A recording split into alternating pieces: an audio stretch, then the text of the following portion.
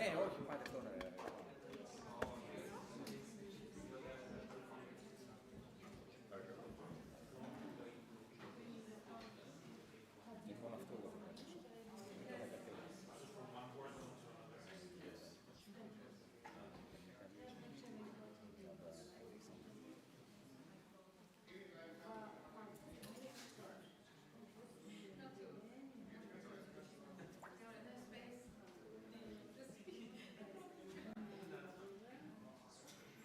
Ξέρεις πώς δουλεύει αυτό τώρα? Ναι. Αυτό εδώ. Ποιο? Το Epson. Projector. Είναι αναμένος όμως. Α, κάτσε.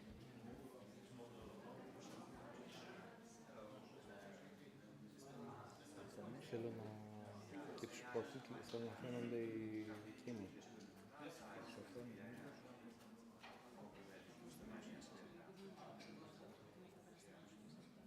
Τώρα θα την γράψω λίγο.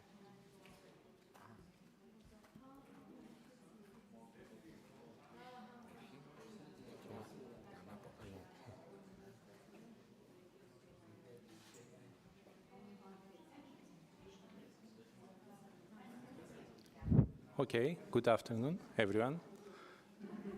Thank you for being here at our presentation. I am Lazaros Ioannidis. I am a PhD candidate in the International University of Thessaloniki and a software developer for the Open Knowledge Foundation Greece. Here with me is Haralabos Pratsas. He is the head of Open Knowledge Foundation Greece, and also, maybe he comes later, it's Michalis Gerolimos. He is the head of the cataloging department of the National Library of Greece. We will, Haralabos, do you want to say something? You can sit. Thank you. I'm going to check if Gerolimos. Yes, thank you. We'll show a practical way to speed up authority cataloging in Wikibase. By capturing a template once and reusing it with a small external app and also inside Wikibase. So in 2021, the National Library of Greece began moving towards a semantic web representation of data, of their data. They have two huge collections of data. There are the books and there are the authorities. The authorities are entities that describe the books. For example, the author is an authority. A place is an authority. The subject of a book is also an authority. So we built a pipeline for them, which takes their Mark 21 data. They used to have Unimark before that. They transitioned to Mark 21, and then we help them to convert their Mark 21 entities to RDA, RDF. To do that, we created mappings with them, and we can create the RDA, RDF entities. But what they really wanted is a collaborative way to edit their authority records. So we selected Wikibase as the system to collaboratively edit their authority data. They still use Koha as their system of record, but they plan to transition to Wikibase in the near future. Currently, we have imported the RDA ontology, which is expressed in RDF. We have imported it into Wikibase. Maybe some of you have watched Michalis, who just entered the room yesterday, his presentation. He presented how this was done. And currently, persons and nomens, which are two basic entities for authorities, are fully mapped and converted to Wikibase items. And they are exportable to RDA, RDF. Our current status is this. We have more than 3.5 million triples in our triple store, and over 500,000 catalog authorities. So as catalogers were using the new system, we found out that the scarcest resource of them is time.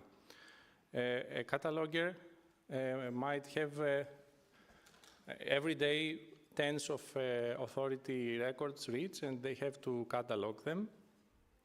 And the repetitive authority creation leads to an inconsistency risk. It's easy to forget what RDA property must be used, and it's also difficult to remember what is the exact mapping from MARC to RDA.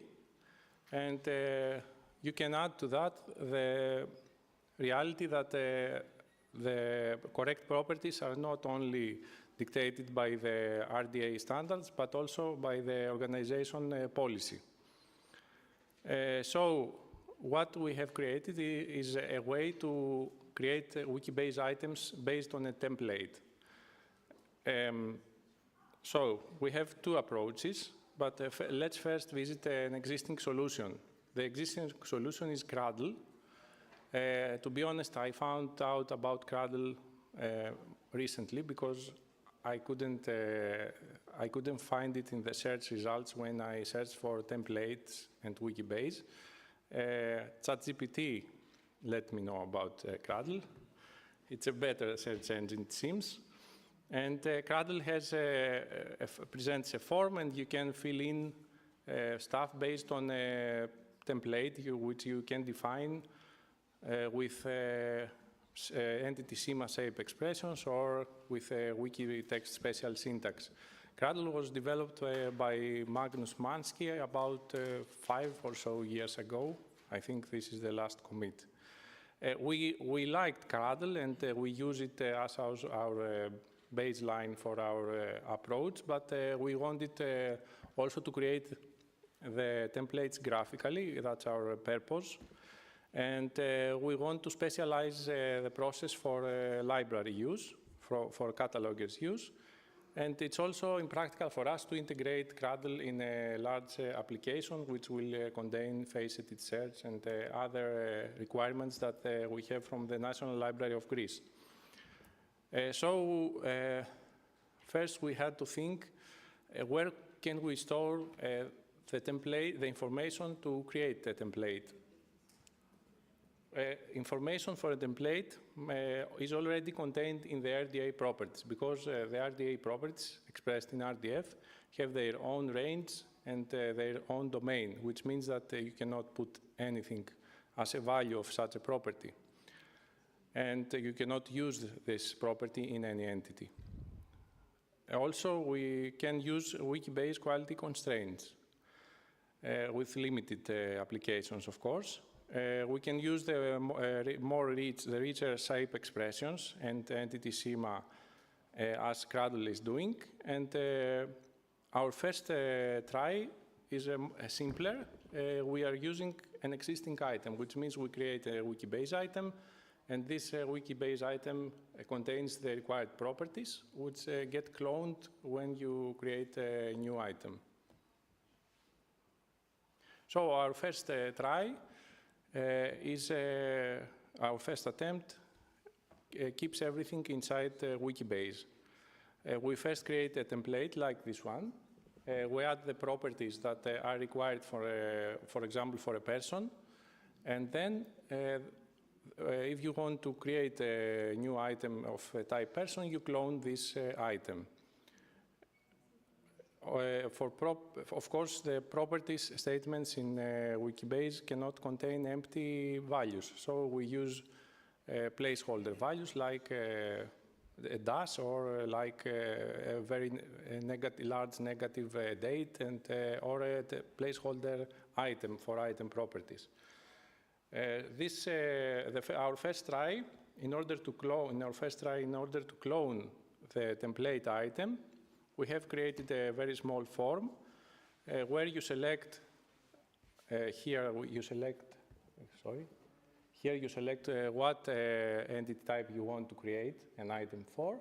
And then you click Apply Template. If you click this button, predefined properties get filled and with their values. They are created inside the Wikibase item page, and their values are pre-filled. Then you click Add Details, and you get the additional, properties, the statements with properties pre-filled, but the values stay open for editing. This is our first attempt. It is inside Wikibase and does not use external applications. We have tried this approach back in March at an IFLA symposium in Athens, and it was more limited, so you will be the first to try the more extended version. Of course, this version has limitations because it actually, in order to work, it hacks many of the JavaScript libraries of Wikibase, because not all properties and methods that we need to create this are public and usable in a public interface.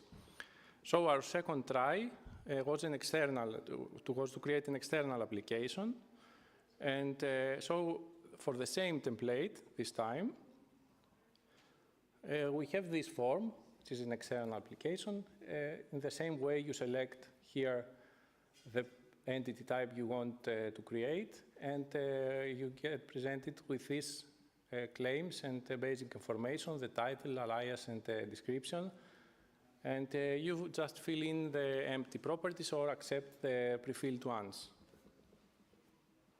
So it's now your turn if you do have some laptop or other equipment. Maybe mobile phone. Let me direct you here. You will create 3 entities.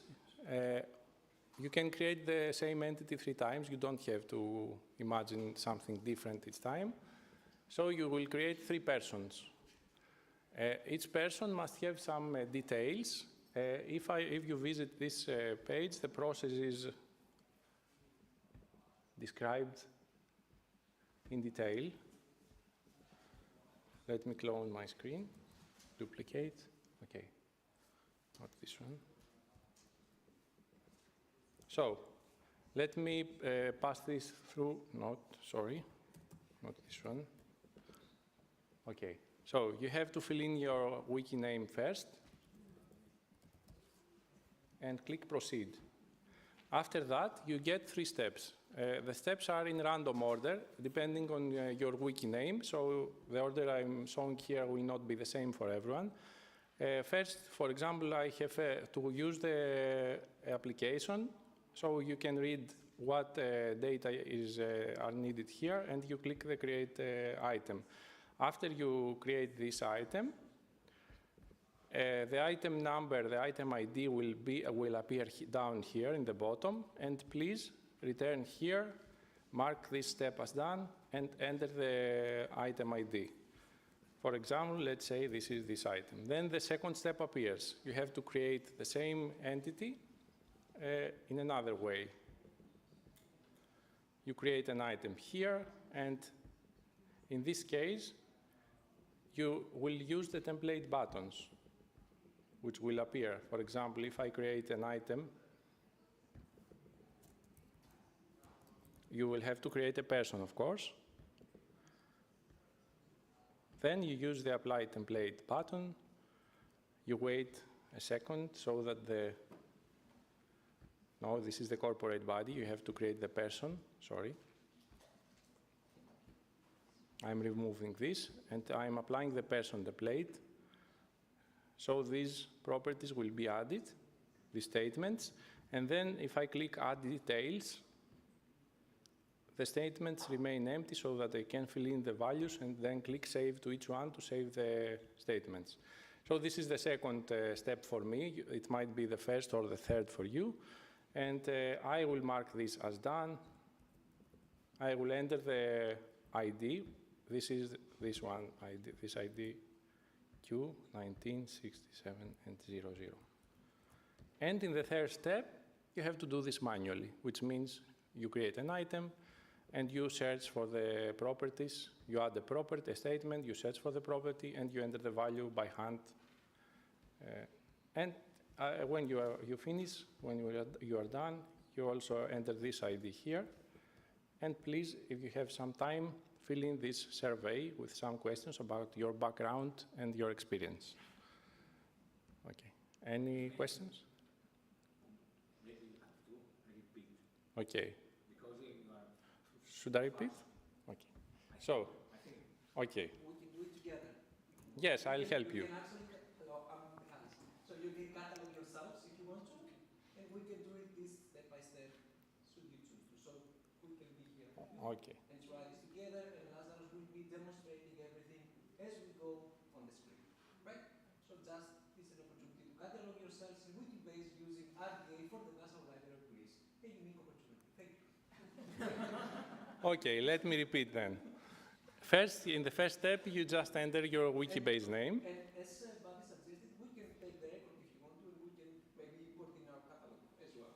Yes, maybe you have a book. Okay, you enter your wiki name and click proceed. Then you will be presented with 3 steps. Only the first step will be available until you enter the ID of the created item. So you read these directions, and maybe I can put another wiki name so we have another order. I don't know if this user exists, but this is the same order. Okay. Anyway, the first, one of the steps is using the external app. Okay, the Wikibase scaffold, this is its name. When you create this with the application, you will get an item ID. Please get this item ID and click here, mark as done, and enter it here. Then you go to the second step. In this step, you have in Wikibase templates, which means you will use the template buttons I showed you before. These ones. You select RDA person template, and you click apply template, and then you click add details. This is the second step. When you finish the second step, you come here, you mark this as done, and you also, once more, enter the QID.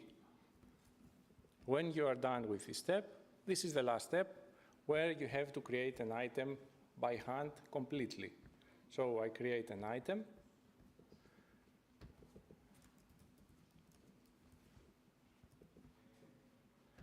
And you have to go back and forth like the catalogers of National Library of Greece do right now, and search for this property by hand. You cannot use the RDA entity template here. You have to use add statement, paste this here, click this, and maybe here you can use your wiki name, whatever you want. It's an identifier. You can also use fictional data. It's okay. Has date of birth. Here you can use EDTF dates, which is pretty simple if you use a conventional format, which means I can use this one. This is not my date of birth, okay?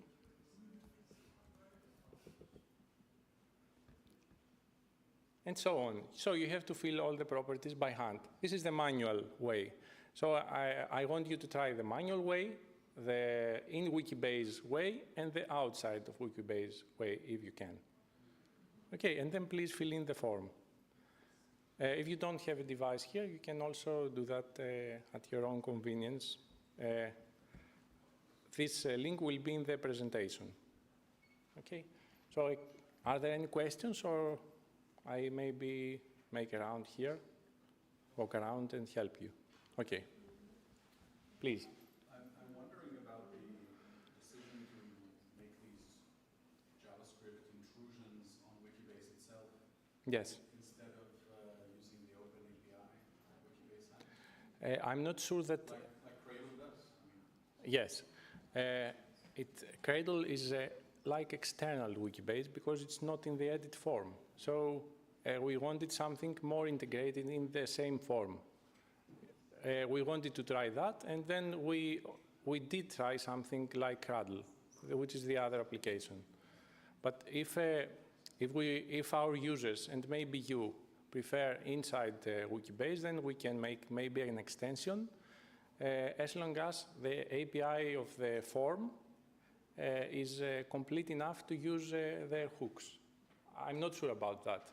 And I'm not sure also if I can use them with Codex, which is the preferred way right now. I tried to use Codex, but I'm not sure I could find everything I need in order to make these interactions.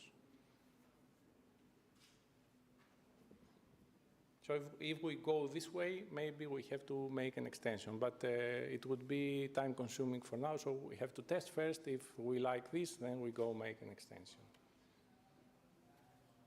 And I don't know if an extension is like preferred by the community. Maybe that kind of extensions are not very valid for the Wikibase community.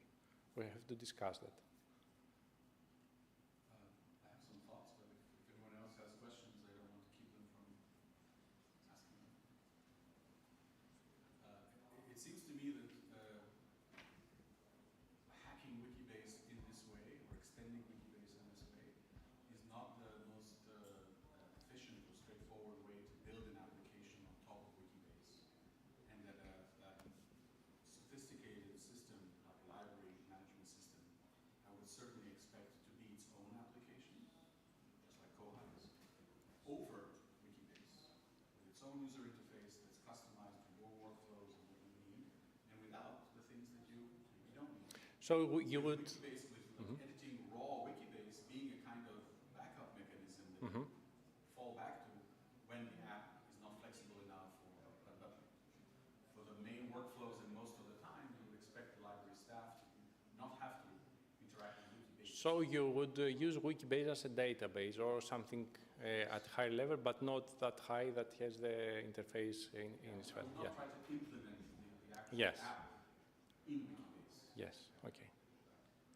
Adding on to that previous one, could perhaps be like the way libraries offer multiple formats to see the information, the most easy to digest, the XML, the 2 or 3 formats. Theoretically, there would be a more library-appropriate format, a more computer-appropriate format. So do you find the Wikibase representation appropriate for library? Personally, I don't, but if I were a beginner user, I would have trouble and I would need a more beginner-friendly version. Yes, that's my own. I agree with both of you, but we just wanted to try that. Okay. Any other question?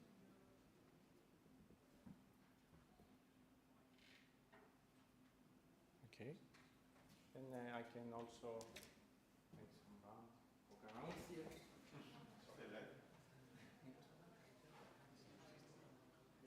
Yes, I can try one. Yes, Would that's a you good like idea. to have one done by Lazarus on screen, and then maybe you can follow as well if you want?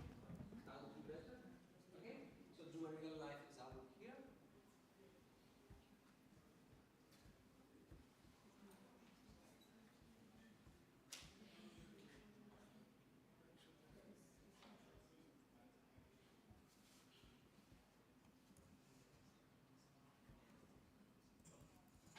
You do have this URL, right?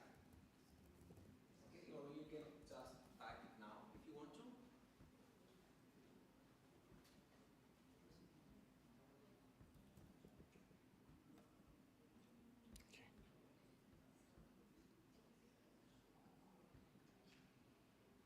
So the idea of everything we are building or trying to build is we want to save the time for librarians, catalogers in particular, because when we catalog something in a library system, we already have the predefined fields associated with the authority type, right? So we're trying to move that functionality here. That's the basic idea. I don't know if you're familiar with cataloging in library environment, no? Okay, so you understand what I'm saying, right? Okay, thank you. And this is for data entry, not for migration of existing records. No. No. We do migration with automatic tools, and but new data arrive every day. Or if we don't do that, we won't be able to use another system. We will just be transforming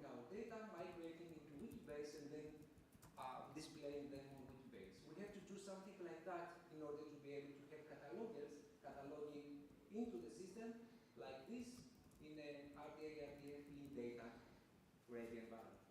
Could this be an accessible entry tool to library science students? Because while we do love our systems, many of them are premium and the demo versions are not the best, in all honesty. Could this work as a beginner's tool when the teachers cannot give access to the more formal library systems? Yes, Yes, why not? your software. But we currently have only authorities, but why not? It can serve as a training environment, but using these means you have some, not advanced knowledge, but have some basic knowledge of both cataloging in library and also using this system. If you can do that, then of course, by all means, you can use it for training. And you also you are based on RDA. Yes. It's also RDA compliant. It's not ASR2. The RDA is the new cataloging rules that enable us to catalog equities. If you do go the direction of a separate tool, a scaffold, will you be releasing that software? Yes. Yes, it will be open license. But I don't know. We're not going to compete with Gradle or so. It will be oriented to libraries.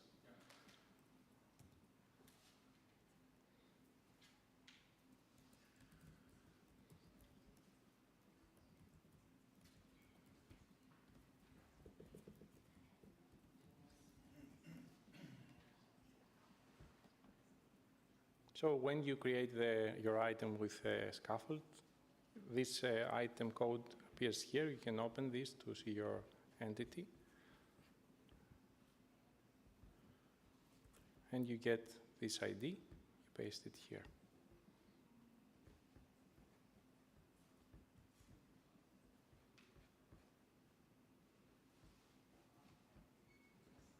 I'm going to do the same thing here.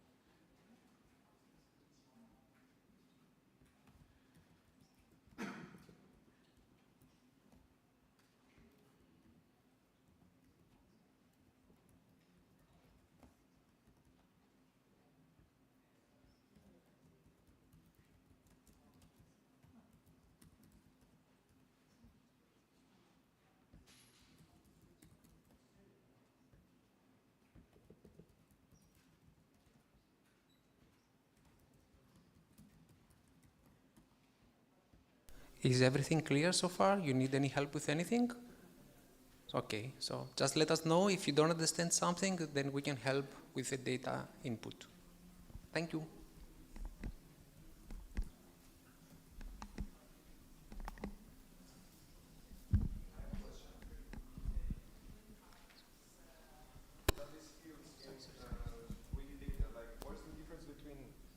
What's the difference between has profession or occupation and has field of activity of person? Like That's for Michalis to answer. So your profession may be a teacher for something or a university professor, but you can also have a field of activity writing books.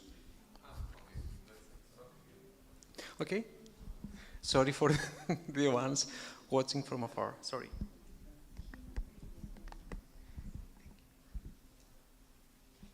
So I think I'm limited. I have to log in. We ran into that as well. And I have the default password.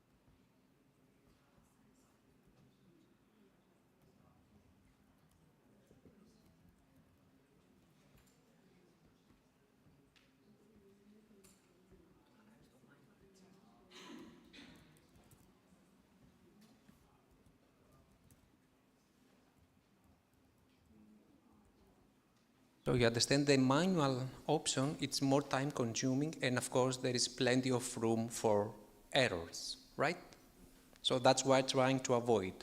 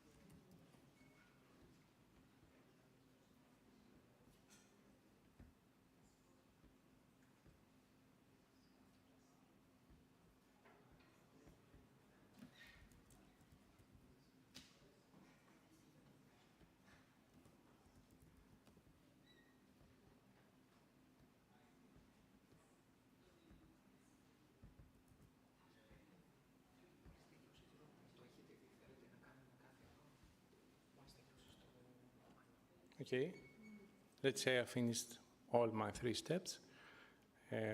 Would you like to repeat something? Yes, I did all 3.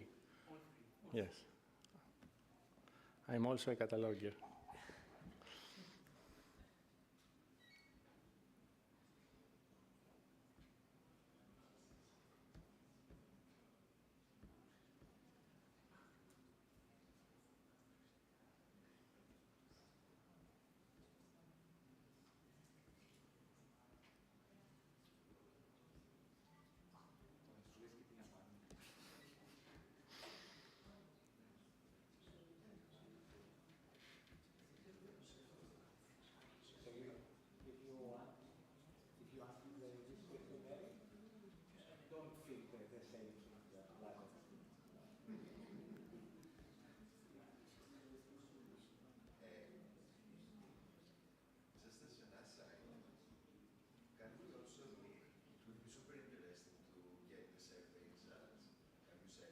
Yes, yes, but we are going to combine them with, we keep statistics, so we're going to combine them with numbers.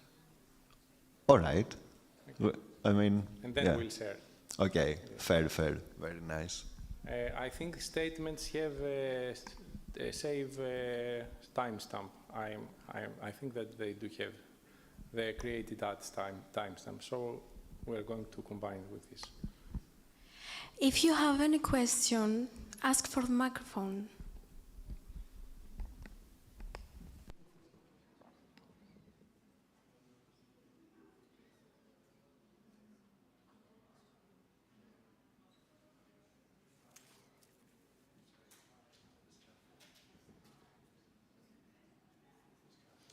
Or maybe ideas for discussion.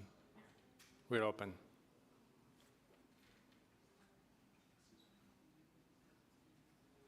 Yes, please.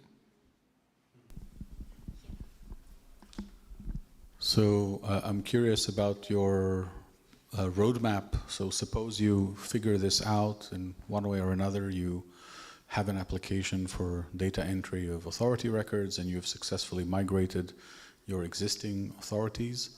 Then what? Do you continue to seek to migrate the main collection, the books collection, or do you plan to have a public interface for the readers of the library that will be based on this? Just interested. From the technical side, the migration is already done for persons and nomens, so the methodology is there, and all the other things that you very well asked are, I think, mainly policy decisions, and maybe Michalis is more appropriate to answer that. I have I think that they do have in mind to migrate their main collection sometime in the future. So the idea would be that this system would serve as the national authority entity of Greek authors in the future, and everything would be distributed through that system. So that's the end game. When it's going to happen, no idea. Okay? But he asked also about the main collection, not only the authorities. No, this is only for authorities as we speak, because bibliographic records, it's a different thing and it's more complicated because there are way more fields to migrate and map, etc., etc. Did I answer your question? Thank you so much.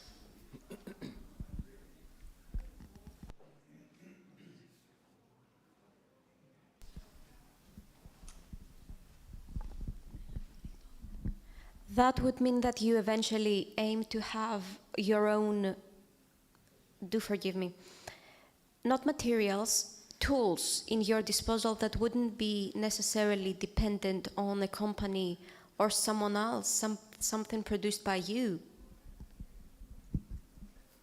Yes, tools will be open, so maybe supported by the community, but we are also Open Knowledge Foundation, so we are going to support them anyway. And we don't even have to support Wikibase because this is already community supported. So we just have to update. Our one difficult part of our update process is to monitor the changes in the Wikibase Docker. The deployment of Wikibase Docker. It somehow changes from one version to another. It gets better, but we have also to follow their changes because we have a couple of customizations over it, so we need to reapply them.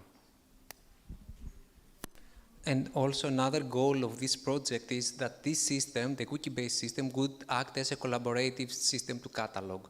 We know that other catalogers from other parts of the country can catalog better than us, the poet from Drama, a city. So we would allow them to catalog as well in this system, and all that would be the national authority files for Greece. So that's another goal of this project for us.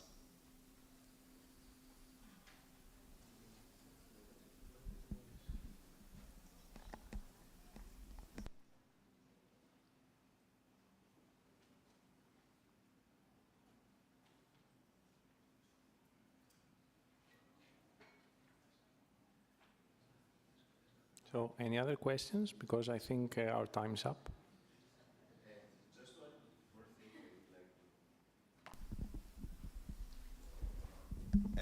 thing. One small suggestion, at least for as long as you're still in the survey period and you're looking into it. Basically, I spent quite some time in the scaffold, which otherwise I found actually very cool, and not being sure about the data type. Like in my date of birth, I wasn't sure how to, to insert it. Maybe I missed something and you had that information in the instructions, but I didn't read the instructions. Sorry to interrupt you. If you click here, it says that you enter valid EDTF. If you ask me, yes. I haven't found yet an EDTF selector. User interface. It's because EDTF supports many kinds of dates and ranges and so on. Maybe we can create this as well, and maybe it's used in Wikibase also. Yeah. No, that's fine. Yes. And I mean, if someone reaches this point and knows what they are doing, then yes. Sure. And I don't exhaustively know what EDTF is yet. Yeah. But I know it does have ranges and. It also has about just a year before and so on. So there are many. It's complicated to use an interface to select a date, but it is on our plan.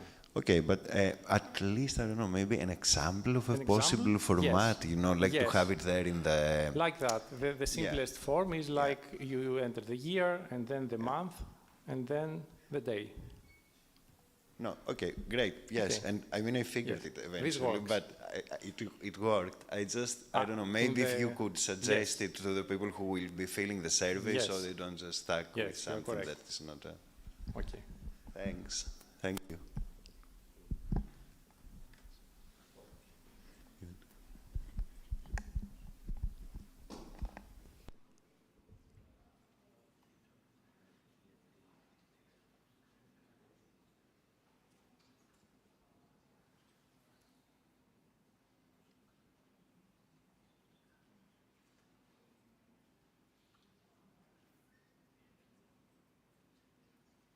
Any more questions?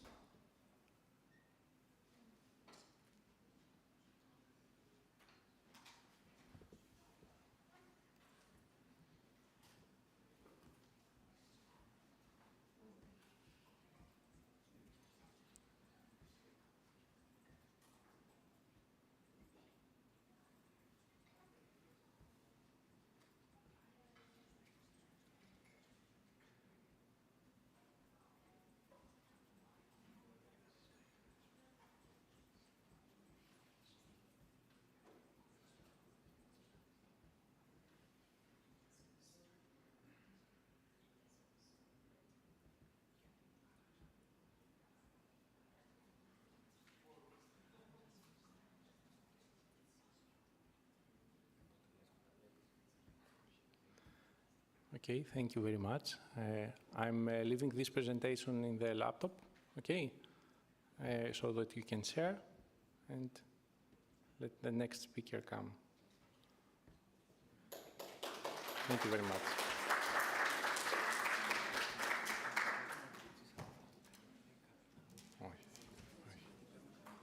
Τι? Ξέρεις τι, υπάρχει περίπτωση, έλα λίγο. Εγώ θέλω να μας βγάλεις να βγει μια φωτογραφία και οι τρεις.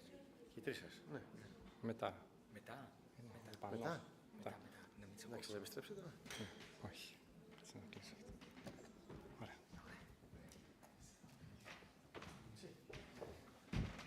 Thank you very much. Are my slides here? That's a good question. Or not. We'll find out. Where are they supposed to be? Apollo Friday. Έλα, go.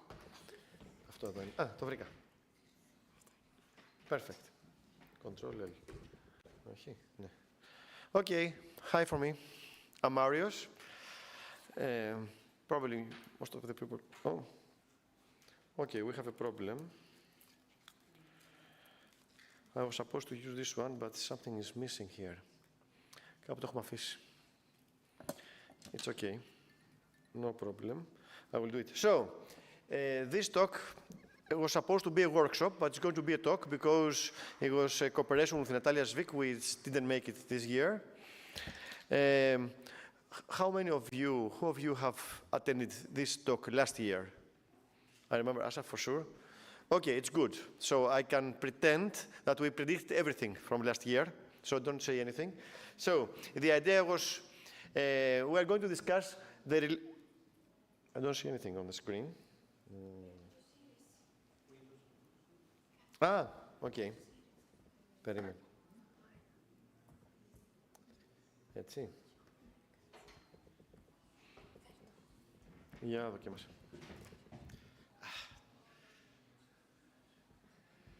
That's why.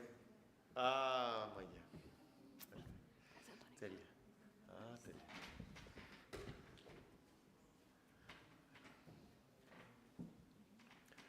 Okay, so, so this is a discussion about the relation between Wikipedia and AI. And what we did last year was like a debate. We had me and Natalia from the other, let's pretend Natalia is there, and someone was saying things that AI will help Wikipedia, the other was saying something like more catastrophic, like Wikipedia it's doomed because of AI. So now we are like 12 months later, and I think compared to what we did last year is that we are all more aware of AI.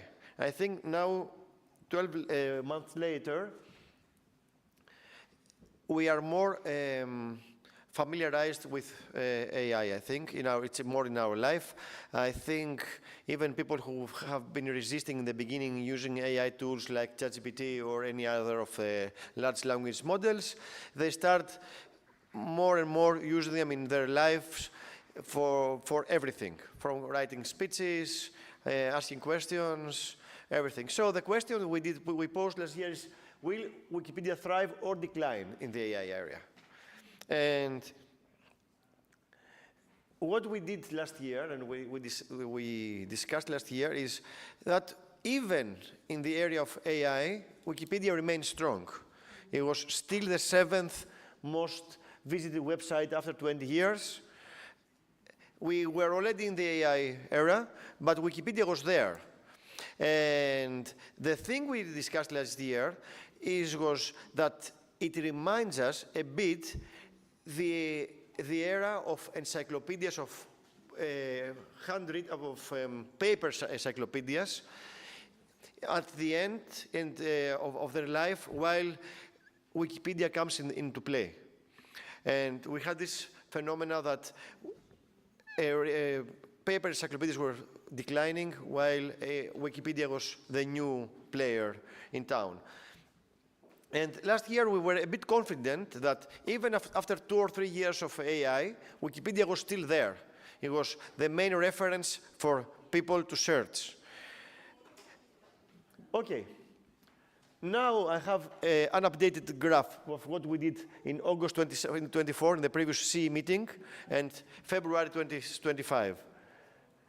You see what happened here. ChatGPT traffic has overtaken Wikipedia. This is something we were expecting it to happen, let's say. One of the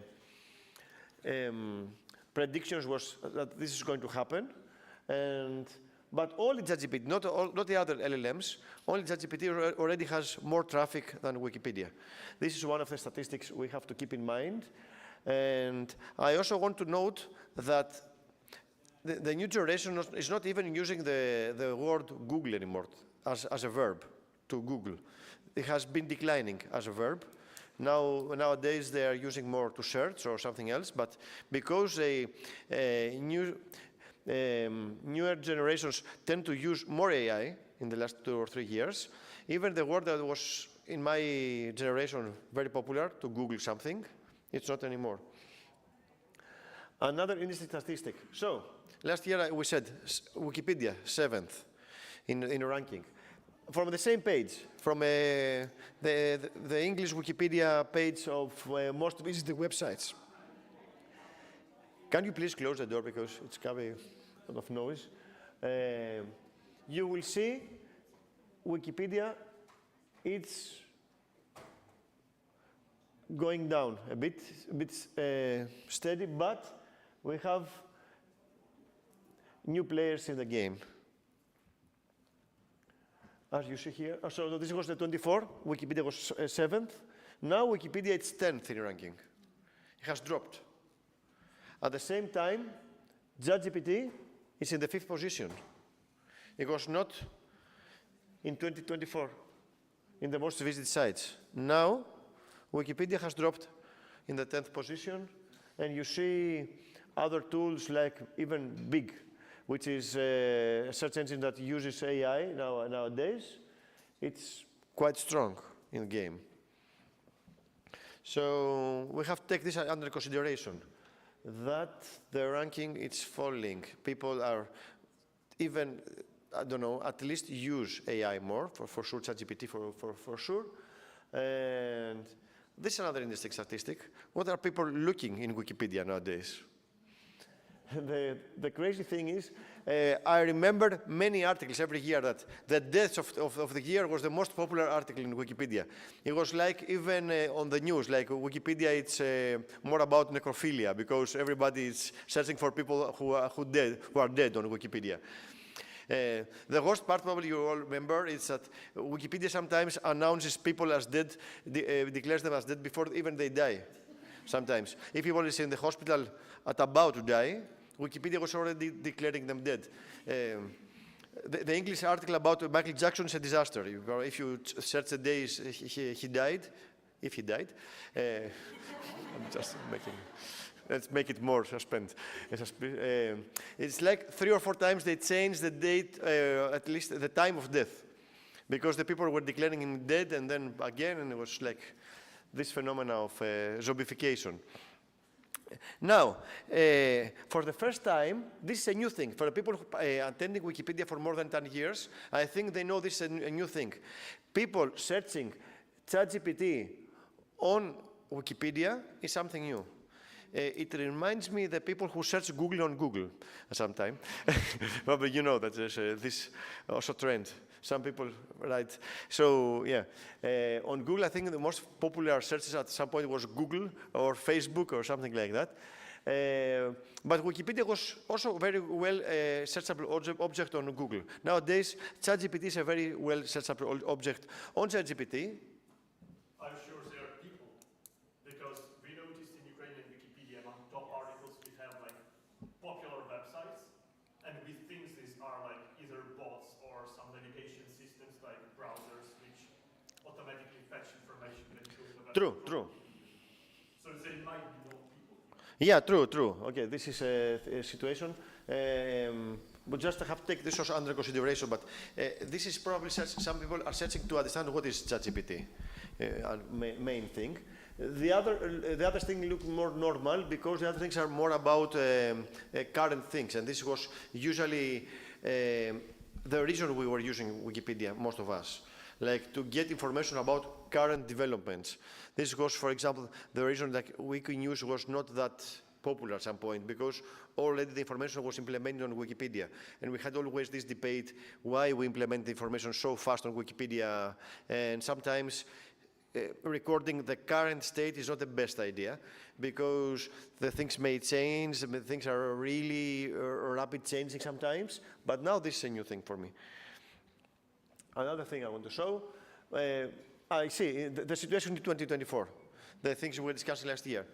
There were no ChatGPT. It was like the 12th position.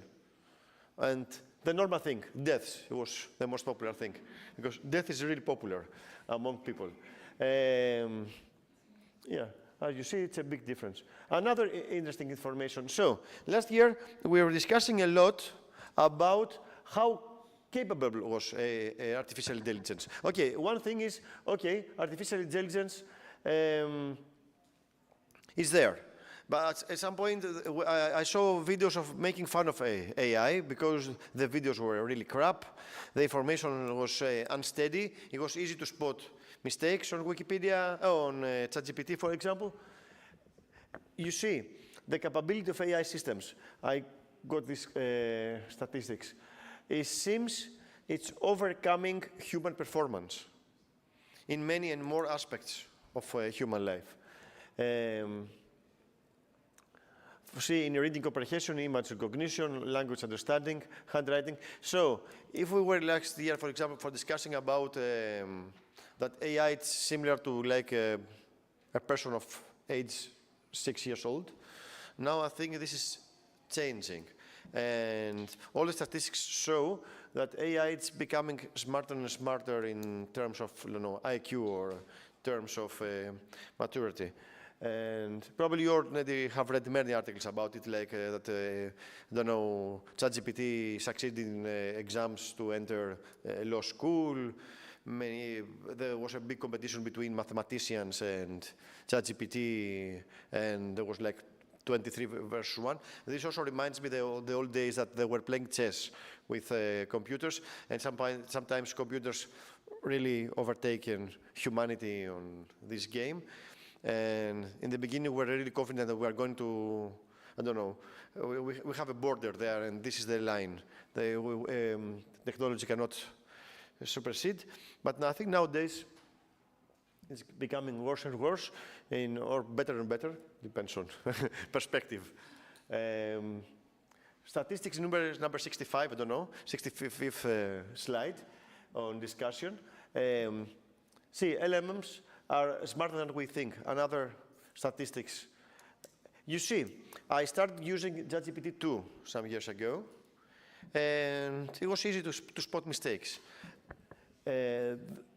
already in ChatGPT 3, we started saying, okay, maybe it really can really be helpful, for example, for some things, but then if I make also some corrections, it will be perfect. But all the text was produced, for example, for GPT 3 and 3.5, it was easy for me to understand that it was machine produced. It was easy for me to understand this, and it was in a very bad way written sometimes. In ChatGPT 4, it was the first time I thought, okay, this could be really interesting of how we do it. And I have to be more careful because then I was finding rare mistakes inside hidden. And there was this problem that, okay, there are mistakes and I have to be really, really careful here. But as you see, as of 2024, after we gave this talk last year, the 01 model and probably the 5 model seem to overcome even experts, human experts, on the way they work. So in terms, if we compare like humans vs artificial intelligence, I think that things are getting worse. Okay, we are going to lose like soon, or maybe we already have lost or something. Yeah. Of course, as we discussed last year, this is not always a bad thing. Losing is not always a bad thing. Sometimes it's something that it replaces things you didn't have to do anyway. It's another perspective on this. And so, what is the status of this? Okay, we know the situation. This is a new thing. And the new thing is, okay, now we have a strong player in game. And the strong new player is that till now, Wikipedia was formed in communities. I think this was also the main discussion last year, because here I am making a comparison with one person vs one machine. But if you remember my arguments from last year, you too, the others not, but I will pretend you all know the things we discussed. It's not a battle between one person vs one machine. It's a battle between one machine and a community of persons. It's a gathered community. And I think this is the biggest advantage of Wikipedia still nowadays in 2025. Maybe next year I'm going to give this talk. I will say something different, but right now I am still confident that the battle is not between one person and one man. It's about a community. So, what are the big advantages of Wikipedia in nowadays? Okay, Wikipedia is still the largest free repository. We believe, I believe, and I think most people believe that most of the information taken from AI to be used, it's from Wikipedia around the world. We already know this from Google, for example. They are using Wikidata. They are using information that we wrote as communities, as an entire global community. Another thing, Wikipedia has a very, very strong thing, and it's very unique in everything you're going to read on the news. Wikipedia has NPOV, neutral point of view, and it has also verifiability.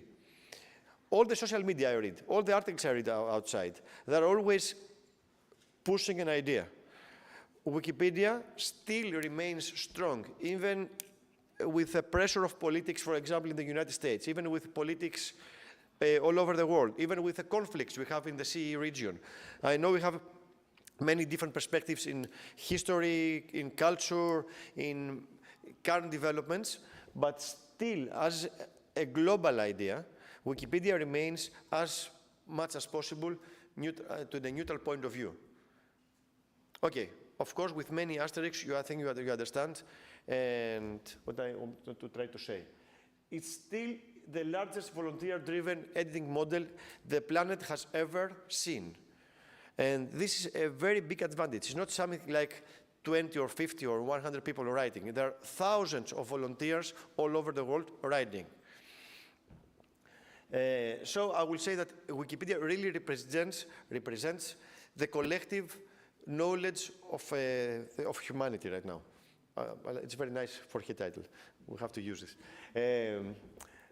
Okay, we have challenges. Wikipedia, we know this, always fights against misinformation. Diversity. We know these problems for more than a decade. These problems were from the very beginning Wikipedia started. Well, we had this idea and, okay, we are still not diverse enough. That's why we have so many workshops about diversity.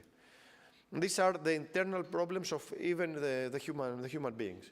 On the other hand, AI, it's really rapidly expanding. But it's still a black box model. We heard this from many experts in the past. Still, it's something you put information and you get an output. You have input and output, but you don't have anything about the procedure. This is the big discussion nowadays about transparent AI, transparent AI models, because we don't like this thing. This, even if we were fighting against, for example, copyright and Wikipedia was about free knowledge and everything, this is a new thing. Here, we have no information of how this information was formed. And this is a new thing.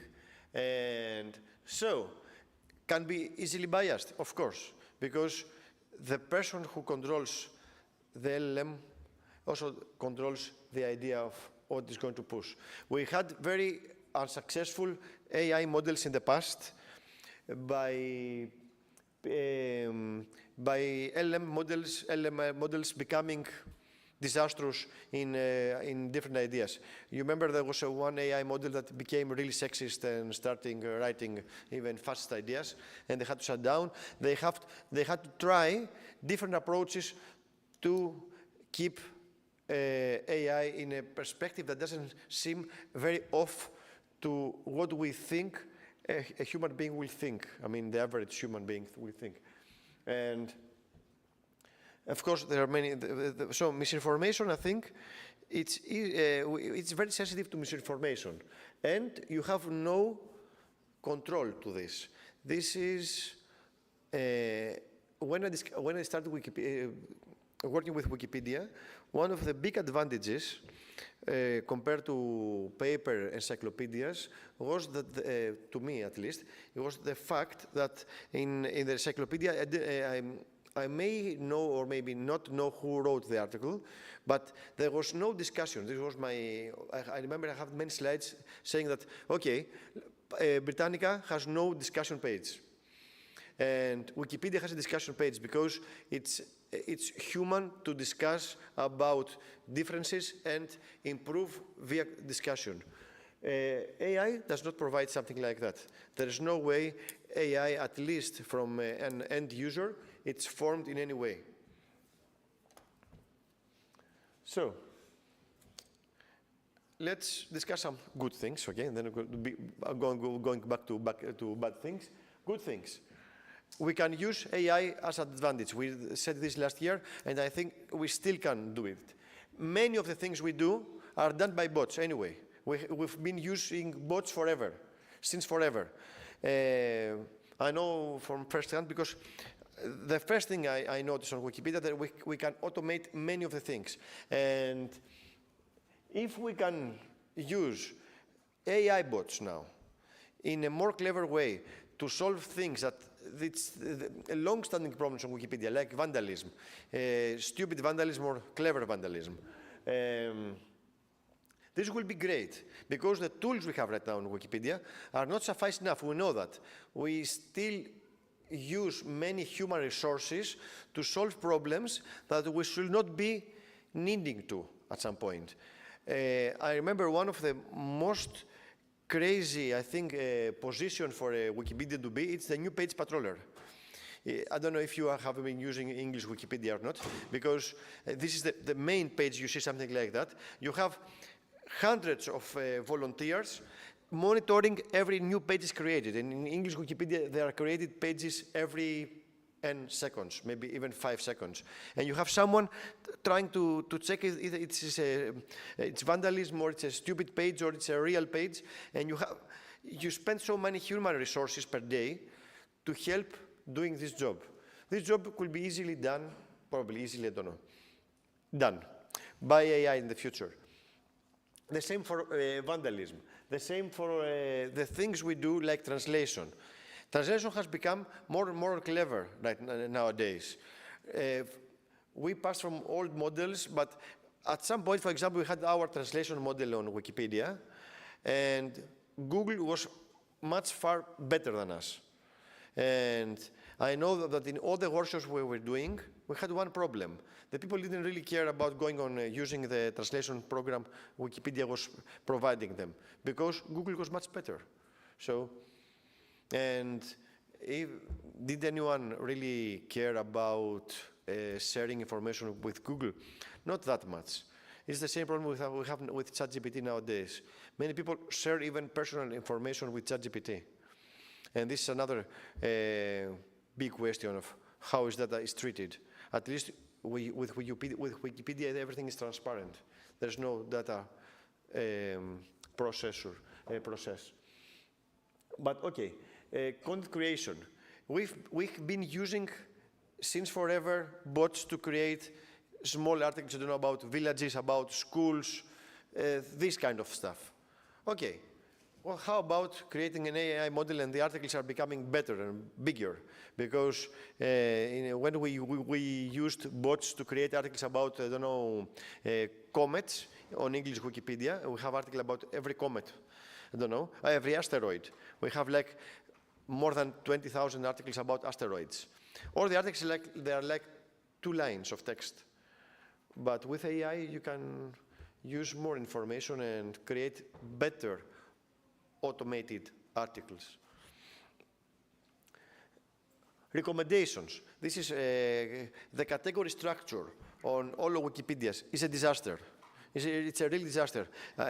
When we had the Wikidata at some point entering the game for good, I was really happy because we got rid of all this, I don't know, complex categorization system that was repeating itself. It was going back to itself. It was going to nowhere.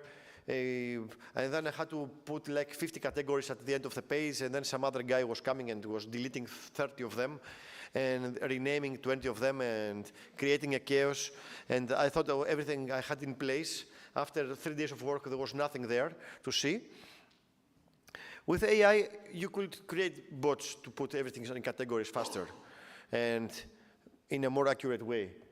The same for sources, for links. We have many, many problems. Like I spent hours of my life fixing ISBNs, for example.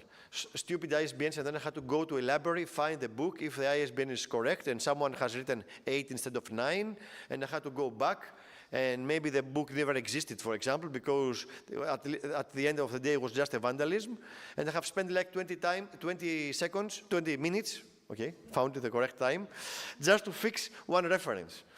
And every day we get a huge list of 50,000 pages that they have mistakes on references or they lack references. I've seen bots that they use some ideas of, not AI, but for automation to add references. With AI, this will be faster. Okay. Risks and concerns. I think this is one of the things I want to say. So, the biggest problem I already discussed, copyright and plagiarism. Even big newspapers like the New York Times, now they pose the problem of copyright. How is really the LLM taking this information? Everything is from unknown origin. We don't know anything about how this was created. There's unclear ownership of AI-generated content. So one of the things we are more obsessed on Wikipedia, a citation needed. What happens with the citation here? There's no citation needed. There's no citation inserted. So at some point I got so obsessed about protecting copyright material that I was even searching on the history of articles to see if an older revision was stealing information for someone. Because I really believe that Wikipedia could be very free of this situation without harming anyone and abusing anyone from taking their copyrights. And AI is doing it with no remorse nowadays. It's just taking information from anywhere, and you can't even spot where it came from. So we have plagiarism in text, images, code. I've been to a workshop in Albania, in Oskal, some years ago. They were discussing that even AI-generated photos are using information from other photos. And you can't do anything about it. So we need transparent guidelines and ethical use of Wikipedia. And right now, this is the biggest problem. We have unlimited use of Wikipedia, of AI-produced text. So transparency and verifiability. As I said before, the biggest problem is we have black box models. I think at some point, if we want to use AI, Wikipedia will probably face a problem. They probably have to go to their own AI model that's going to be transparent. And this is, I know this is a big project for the future. Probably this is a thing for our IT experts on Wikimedia Foundation or Wikipedia movement. But if we really want to use AI, we have to work probably in a different large model, and we should not be using the existing ones. And this is a big problem because even if the information we add in ChatGPT or DeepSeek or any other of them, we don't even know how this information is used. And so, if there's something, we need open, explainable, and accountable AI tools. And this is a big discussion we have probably going to face in the next years, for sure, and probably in a really urgent way. And so, impact on the community. We have the role of human editors, and I think it's one of the things we have to do in the next years is probably we have to train editors to use AI in a correct and ethical way. So I'm just making a preview for my next talk, which is going to be about ethics tomorrow, that's why. So ethics is a very nice thing to attend tomorrow. So, of course, ensuring inclusiveness and diversity. So, what is the future? What is the future? 2025. So, as I said last year and with Natalia, collaboration is the future. We can't avoid AI. It's for sure. I think anyone who tries to avoid the evolution of technology is not talking about, he doesn't know about what he's talking about. The big advantage of Wikipedia is keeping its neutrality, transparency, and accountability. We have to keep this. This is the big weapons of Wikipedia against everyone outside there. As I said, open source AI, it's the things we need, and empowering local communities with AI tools. We know that all the local communities have been already benefit, for example, from Wikidata, have been already benefited by bots that they work for them because they are small communities and they should not be spending human resources in stupid stuff. We can use AI tools to empower this. So yeah, this is, I'm open to questions. Thank you very much.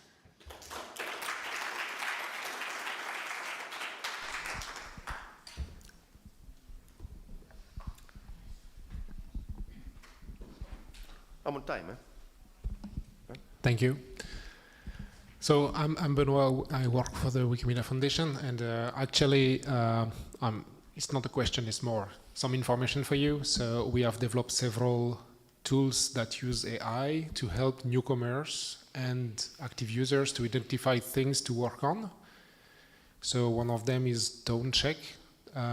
It's currently tested at several wikis. The principle is that when you add something that has the wrong tone for Wikipedia, the model tells the user so that they can change and improve their edits. And we're also going to release a new feature called Revised Tone. Thank you. Kirsten is working on this with me, and it's a way for users to identify articles they could help improving. So they would come to the article, and then it will be shown what should be improved regarding the tone. So we have several features like this, and yeah, that I feel are important. I also want to highlight, but maybe Anusha could say more about this, that we also want companies that reuse Wikipedia contents to highlight the fact that the contents come from Wikipedia, because we think it's important, but I will let Anusha present that more in details. Okay, thank you.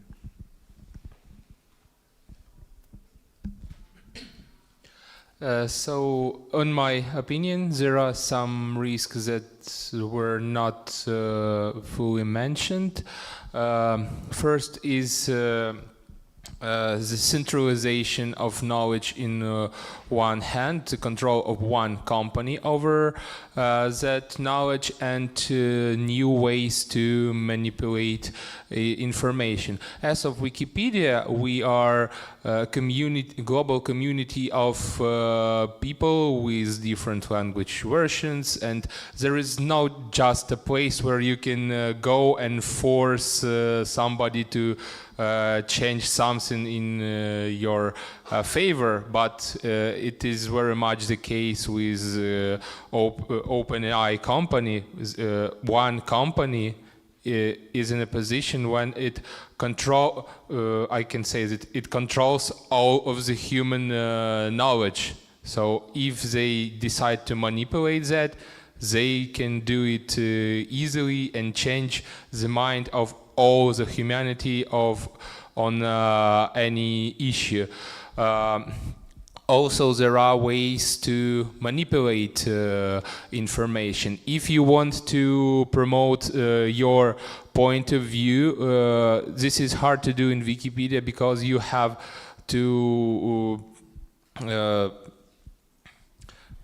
persuade many news articles and media to adopt your point of view. But with AI, you just create a billion websites, all of them citing the same point of view, and it overwhelms an AI, which in many cases doesn't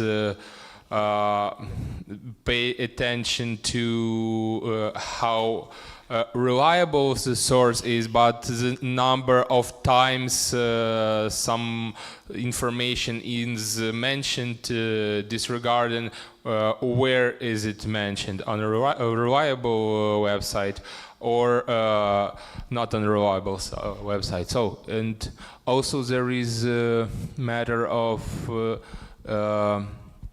demotivation of users. If they start to understand that people are starting to use chatbots more than Wikipedia, and nobody really opens the articles they wrote anymore, and they see the content of those articles via proxies, chatbots, in a changed form, it will demotivate them, because nobody will read what they created. Also, if people start using chatbots instead of Wikipedia, they will gradually start to forget that Wikipedia even exists, and new people will not come to Wikipedia because they will not know that it exists. It will be replaced by ChatGPT and other chatbots. That's the way how I see it. So next come. I want to add something to Anton. You are very right. When the day I realized that we are doing serious business on Wikipedia is the day that we said, okay, not every outside source is trusted.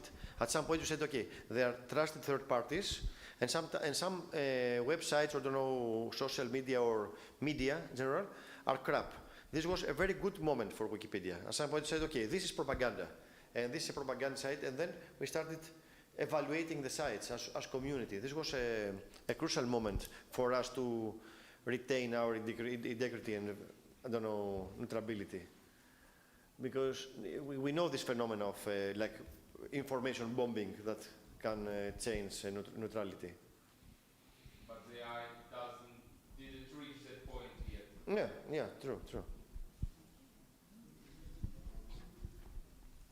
She's... When discussing the topic of how effective AI was, you used as a tool the probability that you would be able to get to figure out that something was AI generated. However, doesn't one's tolerance for fakeness change over time?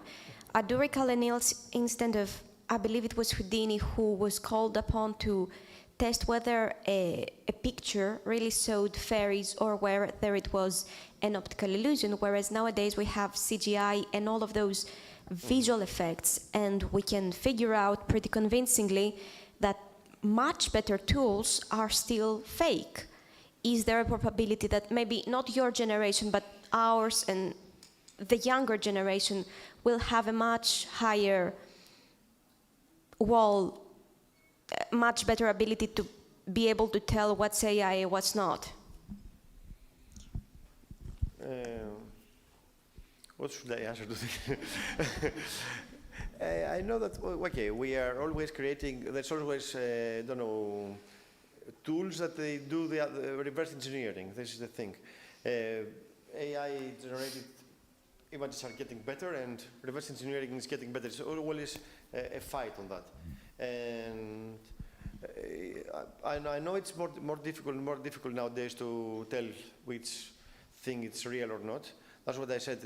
I saw a very nice idea of how to cheat, let's say, reality with this zoom out tool. I saw a picture of Tirana, Albania, and then I saw a zoom out picture was not taken, and the AI was assuming what is around. And I know this is a very difficult thing, and this is the next problem we are going to face anyway, of all the content also inserted on commons on that. Yeah, no. Okay. Yeah, I have the mic. So on Serbian Wikipedia, we have this problem that has arisen recently, which is that people have started using ChatGPT and other tools for discussions. So for generating arguments or basically, to discuss. And it's pretty obvious so far because of the style, but it might not be always obvious. So as a consequence, there's a discussion that's like a pre-voting discussion to ban such tool use, right? To ban arguments which are AI-based, which to me is a slippery slope, and something that I personally wouldn't want to sanction. But what are your opinions on that? Okay. It reminds me a bit of paid editing, let's say. This is also this thin line, for example, for paid editing from the very beginning on Wikipedia, for example. We said, okay, we allow text, but not if it's paid editing. I think here you have like AI-assisted discussion. This big problem, I really also realized that some people, for example, when it was arbitrary, like also some hot discussions on English Wikipedia, even in the past some people were getting help, like legal help. Like you see that they were writing up to a certain point, and then when the discussion was becoming more serious, you see that it was completely changing the style of writing. So someone else was writing for them with the same way. At least we have some tools for that. Like, remember that we take every decision by consensus, for example. And we already had this idea in the past that even if you have like 50 people voting for something, if they have no arguments and one person is voting for something different against it, but has really good arguments, he wins the discussion, let's say. The same here. If you have like, I think this is, the role of administrators will become more and more serious in the future on this discussion. I know that they do it everywhere now. Like they don't just write, for example, scientific articles now on magazines, scientific magazines. Now there are people who, with ChatGPT, they make comments on this and they make judgments on the article using ChatGPT. And it's so crazy. I had a friend who now proposed for Erasmus Plus, an application for their school, and she wrote everything with ChatGPT, and the ChatGPT said, okay, if you write something like that, you're going to take 65% of the points. And she took exactly 65% of the points with the same remarks ChatGPT wrote. You know why? Because the committee used the same tool. Yeah, because we're running out of time, yes. Okay. Hi, everyone. I'm Anusha Ali Khan, Chief Communications Officer at Wikimedia Foundation. It's so great to be with you here today. So just a couple comments and a question as well. To expand on what Benoit was saying, there's a couple things you should be aware of. In 2020, you already may know that Wikimedia Foundation, in collaboration with volunteers, launched Wikimedia Enterprise, which is intended to be an opt-in service for large commercial users of Wikipedia and Wikimedia projects. We are currently in talks with some of those customers about better attribution. So that is being worked on. We're also working very closely with the product and technology teams on strengthening attribution period, meaning, what can generative AI tools use to actually attribute Wikipedia in bigger and better ways. That could be saying where what the source count is. That could be saying how many editors have added to the article. So the idea of human content creation is elevated within these tools. We don't know exactly what the answers are yet, but there's opportunities to test. And my question for you is, we in communications are also thinking a lot about the value proposition for editors and how that might change in the current environment. I'm wondering if you have any thoughts on that, because in my view, now Wikipedia editors are not just giving people free knowledge on Wikipedia, they're actually giving it to them all over the world in the places where they seek out and use information. And to me, that is a very big value proposition that they may not fully appreciate in this moment. And so wanted to hear some thoughts from you on that. About how have you spoken about the changing value proposition? Because you talked to us about how editor motivations may change and the profile of editors may change. So I'm wondering, have you also thought about the changing value proposition for people who either want to stay in the movement, existing editors, or editors who are newly joining the movement? Okay, of how I think this is a big discussion about, I think now with the entrance with Wikidata, for example, everybody has, all the impact has changed for sure. And I think what has also changed is the fact that, for example, in English Wikipedia, it seems that everything has been written. So you need more and more experts on that. But so at some point we're expecting things like to decline on the people entering the movement, for example, because the people won't find any place to do something. But it turns that Wikipedia movement, it's always becoming stronger. This is the opposite of what you expect. But this is because our reality changes day by day, and even because the perspective changes all over the world. For even things we already have written, we have to rewrite everything in sometimes. And I think there will always be some motive there for people to work. And we really have to provide them with tools. As I said, we have to invest in people not doing like tedious works like new page patrollers and this kind of stuff, because I've been administrator for like 15 years and it was really boring sometimes. And we have to motivate them to be more creative.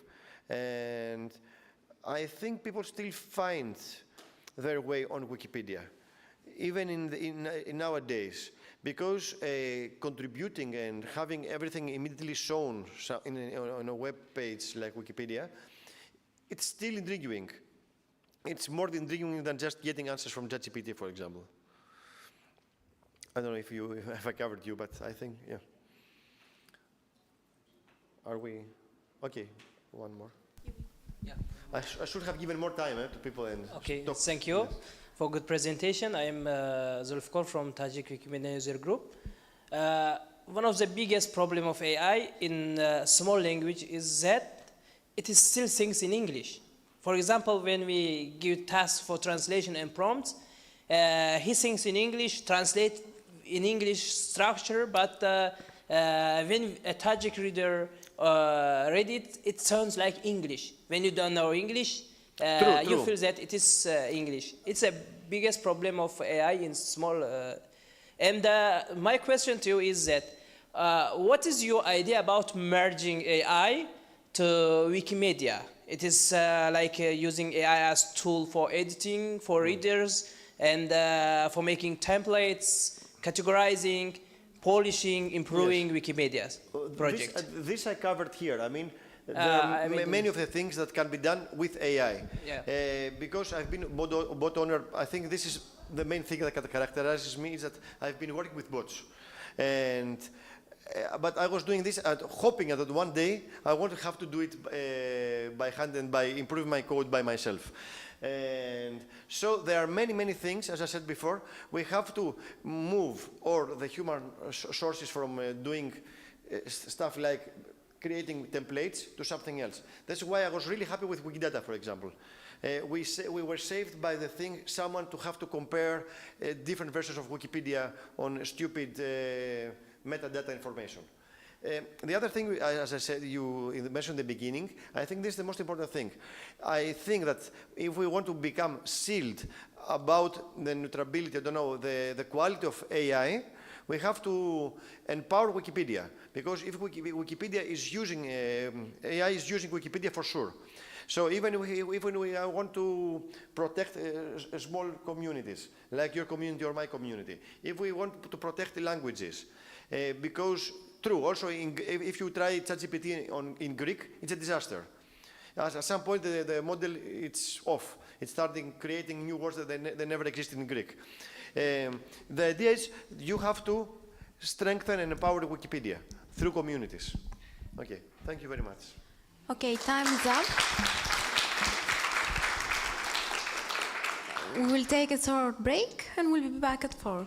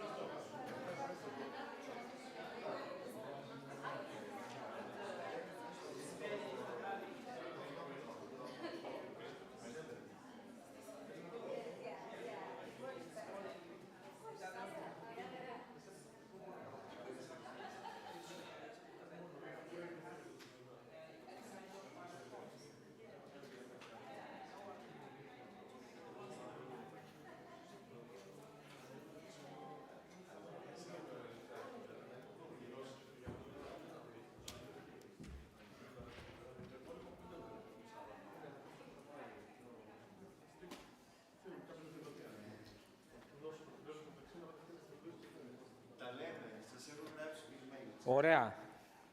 Άντε, αφού τώρα γνωριστήκαμε και διαζώσεις...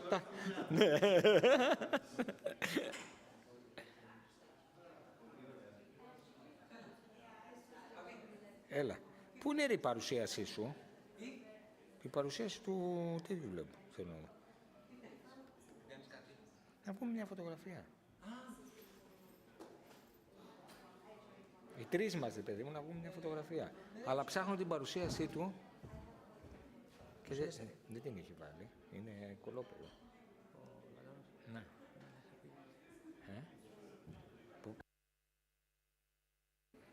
Μεγάλο κολόπεδο.